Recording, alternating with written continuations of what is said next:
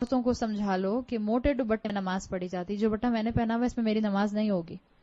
نماز کیوں نہیں ہوگی؟ اللہ کے رسول صلی اللہ علیہ وسلم کی زوجہ حضرت عائشہ کی صحیح حدیث موجود ہے، عورت کی نماز موٹے کپڑے میں ہوتی ہے. آپ کا نماز کا ایک الگ کپڑا ہونا چاہیے. میں اس کپڑے میں، اس دوپٹے میں نماز نہیں پڑھ سکتی ہوں، نماز نہیں ہوگی. پھر اگر میری سلیوز یہاں تک چڑھی ہوئی ہیں اور میری رسٹ کھلی ہوئی ہے، میری نماز نہیں ہوگی. میری نماز کے لیے میرا سطر پورا کور ہونا، کور ہونے کا مطلب ریپ ہونا نہیں ہے. دیر is a difference between rape ہونا اور کور ہونا. ریپ والا نہیں، میوزک والا ریپ نہیں، ڈبلیو والا ریپ. ایک ہوتا ہے میں اس گھڑی کے گرد ایک چیز ریپ کر دوں ایسے کر کے، اور میں نے اس کو بالکل ٹائٹ کر دیا، اب یہ ریپ ہے. صحیح، یہ ریپ ہے. اور اگر میں نے اس کو بس ایسے کر دیا، اب کور ہے.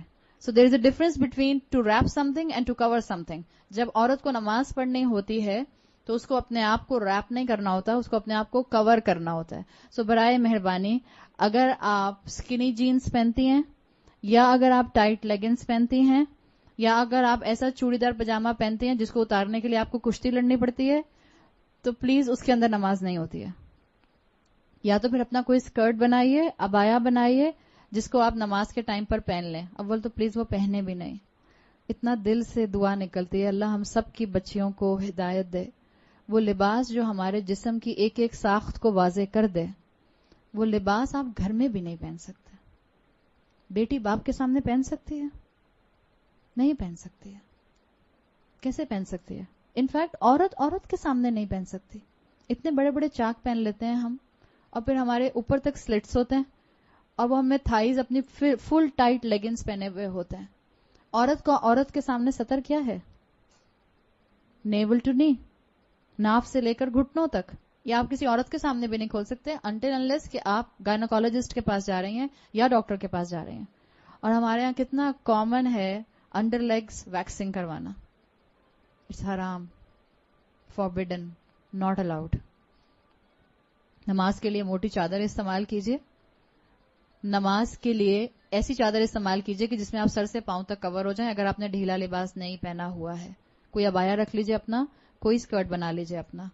اس چیز کا احساس کیجیے. یہ تو میں لباس کی بات کر رہی ہوں. اور تم نے نیل پالش لگائی ہوتی ہے اور کئی کئی دن سے لگائی ہوئی ہوتی ہے.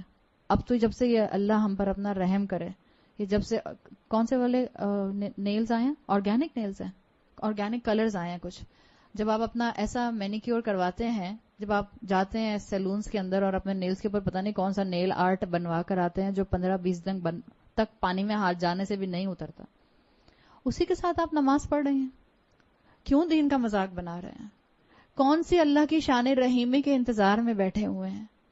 اللہ نے کہا ہے وضو نہیں ہوگا اگر آپ کے نیل کے اوپر کوئی سکن ہوگی. ہم نے ایکولنٹ کر لیا. دین میں جب ہم آگے بڑھتے ہیں، جب ہم رسولوں کا اتباع نہیں کرتے تو یہ ہوتا ہے. عورتوں کو سمجھاؤ تو عورتیں کہتی ہیں موزوں پر بھی تو مسح کر سکتے ہیں، میں نے ناخنوں پر مسح کر لیا. دس از اے ایڈیشن ان دا دین. اللہ کے رسول نے سکھایا کہ اپنے ناخنوں کا مسح کر لینا. جس چیز، یہ بالکل وہی چیز ہے جس کا ہم نے ذکر کیا تھا. کسی بھی مزار پر جا کر کسی سیمنٹ کے سامنے اس کو بوسہ دیں گے تو شرک. حرم میں جا کر حجر اسود کو بوسہ دیں گے تو عین عبادت. موزوں پر مسح کرنے کا رسول اللہ صلی اللہ علیہ وسلم نے بتا دیا، الاؤڈ. نیلز کے اوپر نیل پالش لگا کر مسح کرنے کا نہیں بتایا، ناٹ الاؤڈ. مت آئیں ان دھوکوں میں، یہ پینیٹریٹڈ ہے، یہ آکسیجنیٹڈ ہے، اس میں سے پانی پینیٹریٹ کر جاتا ہے. آپ نے ٹرائی کر کے دیکھا ہے؟ مسلمانوں کو بے وقوف بنانے کے لیے ساری قومیں موجود ہیں. یا تو پہلے پریکٹیکل کر کے دیکھ لیجئے. کوئی ایسی نیل پالش اب تک یہاں تک نہیں پہنچی پاکستان میں جس کو بڑے بڑے کلیم کر کے کہا گیا کہ اس میں سے پانی پینیٹریٹ ہو جاتا ہے. سیدھا سا علاج ہے، کر کے دیکھ لیجئے. میں نے تو 4 کو کر کے دیکھا، کسی میں سے بھی نہیں گیا. بٹر پیپر کے اوپر نیل پالش لگائیے اور اوپر پانی ڈالیے. اگر پانی نیچے بہ جاتا ہے تو نیل پالش پینیٹریٹنگ ہے، نہیں بہتا تو nail polish is not oxygenated. پانی نہیں بہے گا اس کے اندر سے، اور نہیں بہتا ہے. کیوں اپنی عبادت ضائع کرتے ہیں؟ عاملات الناصبہ، عمل کرنے والے اور تھکنے والے. نماز پڑھی بھی اور سر سے اوپر اٹھی نہیں تو فائدہ. مت دھوکے میں آئے. یہ دنیا متاع الغرور ہے، دھوکے کا سامان ہے. پہچانے اللہ نے مجھے اور آپ کو ایک بہت اعلیٰ مقصد سے پیدا کیا ہے، بہت اعلیٰ مقصد سے.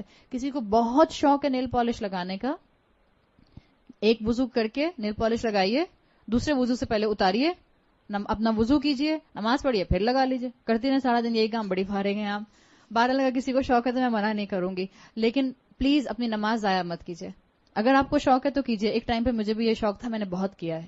اتنا ہی شوق تھا مجھے کہ میں ہر نماز سے پہلے نیل پالش اور ریموور سے اتارا. اس وقت تو پیل آف نہیں آتی تھی, اب تو پیل آف آ گئی ہے, تو آپ پیل آف اتار دیجئے, وضو کیجئے دوبارہ, پھر لگا لیجئے اگر آپ کو بہت شوق ہے. مگر آپ کا وقت یاد رکھیے گا اللہ کے ہاں حساب کے قابل ہے. اللہ پوچھے گا کہاں وقت لگایا؟ اب کہ اللہ 5 وقت نماز پڑھتی تھی اور 5 مرتبہ نیل پالش لگاتی تھی اور اتارتی تھی. اللہ کی شان رحیمی کا دھوکہ مت کھائیں پلیز. اللہ تعالیٰ نے مجھے اور آپ کو گناہوں میں انوالو ہونے کے لیے اپنے شان رحیمی کو سامنے نہیں رکھا. اللہ نے قرآن میں رحمان کا لفظ بڑی ان سخت ٹف آیات کے ساتھ رکھا ہے جہاں اللہ کا غضب نازل ہوتا ہے.